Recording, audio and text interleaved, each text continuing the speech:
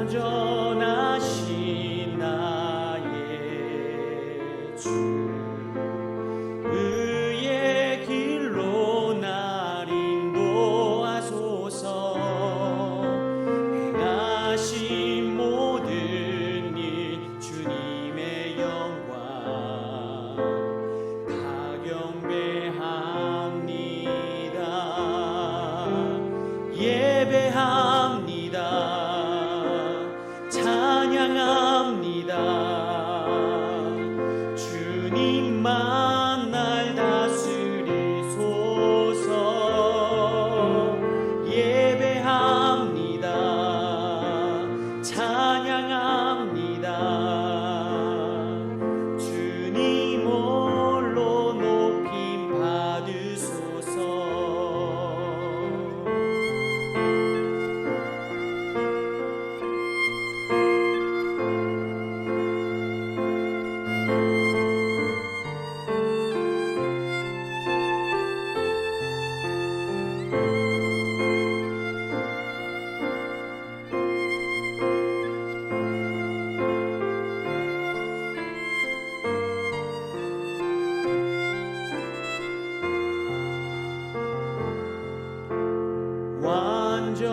완전하신 나의 주 의의 길로 날 인도하소서.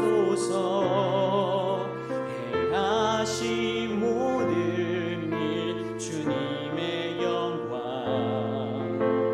다 경배합니다.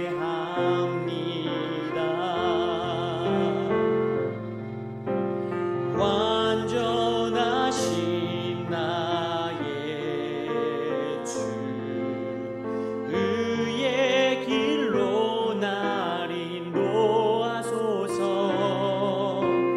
행하신 모든 일 주님의 영광 다 경배합니다. 예배합니다. 찬양합니다. 주님만 날 다스리소서. 예배합니다. 찬양합니다. 주님 홀로 높임 받으소서. 예배합니다. 찬양합니다. 주님만 날 다스리소서. 예배합니다. 찬양합니다. 주님 홀로 높임 받으소서.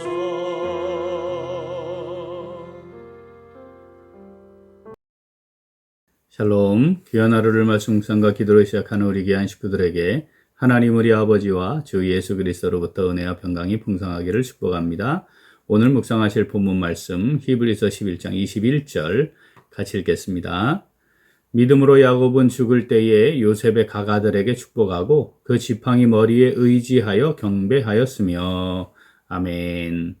성경에 기록된 믿음의 조상들 중에 사실 야곱만큼 험난한 인생을 산 사람 아마 없을 것 같습니다. 태어나는 순간부터 쌍둥이 형에 대한 질투와 시기심이 있었고 거짓과 사기로 축복권을 취해서 하나밖에 없는 형과 원수가 되고 또 정처 없는 방랑의 생활을 하게 됐죠. 외삼촌에게 속고 또 외삼촌을 속이고 사랑하는 여인을 얻기 위해 정말 뼈를 깎는 그런 수고와 노력을 오랜 시간 동안 했습니다.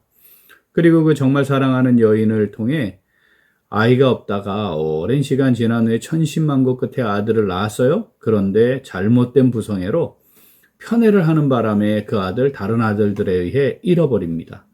많은 자녀를 두긴 했지만 살육과 피 흘림도 경험한 사람이죠. 그래서 야곱 스스로도 자신의 삶에 대해 이렇게 고백합니다. 창세기 47장 8절 9절 같이 읽죠. 바로가 야곱에게 묻되 내 나이가 얼마냐? 야곱이 바로에게 이르되 내 나그네 길의 세월이 130년이니이다. 내 나이가 얼마 못 되니 우리 조상의 나그네 길의 연조에 미치지 못하나 험악한 세월을 보내었나이다 하고. 아멘. 오래 살지는 않았지만 험악한 세월을 보냈습니다. 자, 이것이 바로 앞에 선 자신의 삶에 대한 회고이죠. 그런데 야곱의 삶에 아주 분명하게 확인되는 것이 하나 있었습니다. 그것은 하나님의 약속에 대한 무한 신뢰였습니다. 하나님은 약속하신 것을 반드시 지키신다. 또는 하나님은 말씀하신 것을 반드시 지키신다. 뭐 이런 신뢰죠. 그래서 사실 야곱이 어떻게 하든지 장자권을 얻는 것, 그것을 정말 중요하고 가치 있게 여겼던 것이기도 합니다. 야곱은 에서에게 팥죽을 팔아 장자권을 샀기 때문에 정당성을 확보한 것처럼 보였지만 결정적으로는 아버지 이삭으로부터 축복을 받을 때에도 아버지를 속일 수밖에 없었습니다. 그만큼 이삭은 에서에게 장자권을 넘겨주는 것, 그 분명하게 마음을 먹고 있었다는 것을 우리가 알 수 있는 거죠. 비록 엄마 리브가의 제안을 따른 것이었고 그것이 거짓과 속임의 수단을 사용하는 것이긴 했습니다. 하지만 하나님께서 우리가 어제 묵상했던 것처럼 그 하나님의 정하심이었고, 그리고 거래로 따지면 정상적인 거래가 이루어졌고, 또 에서가 장자권을 우습게 본 것에 대한 자기 책임이기도 했기 때문에 이렇게 저렇게 따져보면 야곱만을 비난할 수는 없어요.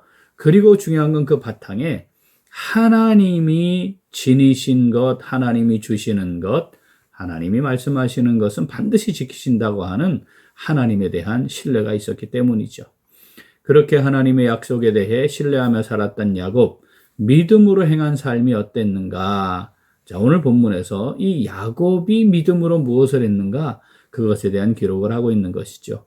자, 히브리서 11장 21절 본문 같이 읽습니다. 믿음으로 야곱은 죽을 때에 요셉의 각 아들에게 축복하고 그 지팡이 머리에 의지하여 경배하였으며. 아멘. 자, 야곱에 대해 믿음이 야곱으로 어떻게 살게 했나? 이건데 요 말씀 딱 하나 하고 있는 거죠. 자, 이거예요.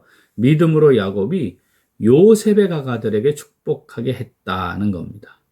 자, 창세기 49장에 야곱이 죽기 전에 이제 아들들 불러놓고 축복하는 내용이 기록이 됩니다. 그런데 이보다 먼저 48장에 보면 요셉의 아들들에게 축복을 해요. 엄밀히 말하면 야곱을 통해 영적 이스라엘 계보를 이어가시는 하나님의 선하신 계획이 성취되는 장면인데, 자, 자신의 아들들로만 이루어진 것이 아니라 요셉의 아들들을 통해 이루어지는 것, 이거 믿음으로 본 것이죠.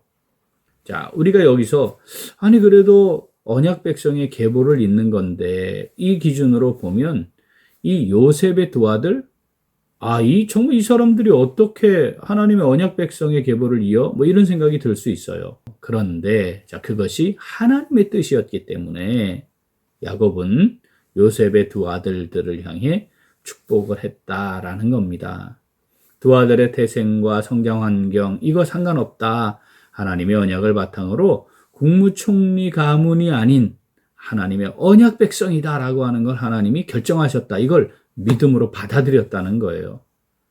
우리가 사실은 하나님의 자녀됨, 또 우리에게 직임이 주어지거나 하나님의 뜻을 위해 살아갈 수 있게 된 거, 우리가 자격 있어 된 거 아니거든요. 이 요셉의 두 아들들에게 축복했다라는 것은 이것이 하나님께서 하시는 일이고 전적으로 하나님의 은혜로 주어지는 것이다라는 것을 하나님 선언하시는 것이셨다는 것. 야곱이 그걸 믿음으로 보았다는 것이죠. 자, 두 번째 또 하나는요, 믿음이 야곱으로 하여금 지팡이를 의지해 경배하게 했다. 이렇게 기록해요. 지팡이, 이건 순례자의 삶에 함께하는 하나님의 인도하심, 이걸 상징하는 겁니다. 야곱이 지팡이를 의지하여 경배했다는 말은 순례의 삶의 인도자 되신 하나님께 이제 마지막으로 감사의 기도, 그리고 하나님께 영광을 돌리는 시간을 가졌다, 이런 것이죠. 애굽에서 최고로, 전 세계에서 가장 비옥한 땅, 나일강 삼각주 위에 고센 땅에 있어요. 자손들이 생육하고 번성했고요. 모든 걸 원하는 걸 다 할 수 있는 상태에 있었어요. 그리고 자신은 누구예요? 제국 최고 국무총리의 아버지예요. 그러니까 사실 이제 그쪽으로 넘어와 살면서 이거 누리고 살면 되는 것인데, 야곱은 지금 하나님 앞에 하나님이 인도해 가시는 삶, 나는 순례자의 삶을 사는 것입니다. 제가 여기 이 고센 땅, 이 비옥한 땅에 제가 영원히 살 자가 아닙니다. 자, 이걸 고백하게 했다는 겁니다. 무엇이요? 믿음이. 본문 말씀 다시 읽겠습니다. 믿음으로 야곱은 죽을 때에 요셉의 가가들에게 축복하고 그 지팡이 머리에 의지하여 경배하였으며. 아멘. 오늘 말씀 내게 주시는 말씀으로 받아 묵상하며 순종하는 성도 어떻게 할까요? 같이 읽겠습니다. 나그네로 사는 이 땅의 여정을 믿음으로 하나님의 선하신 뜻을 행하며 축복하며 살아갑니다. 한 번 더. 나그네로 사는 이 땅의 여정을 믿음으로 하나님의 선하신 뜻을 행하며 축복하며 살아갑니다. 야곱은 바로에게 나아갔을 때 나그네 길입니다. 조상도 나그네 길이요. 저도 나그네 길입니다. 이 고백을 해요. 나그네로 산다는 것 둘 중에 하나 아니겠습니까? 목표가 분명해서 그곳을 향해 가는 사람도 있고요. 또 하나는 정처 없이 떠도는 경우죠. 그러니까 그냥 나그네로 산다. 그것만은 충분하지 않아요. 어디로 가고 있는지, 나는 지금 어디를 향하고 있는지 이걸 확인하고 살아가는 것이죠. 방향을 딱 잡는 거죠.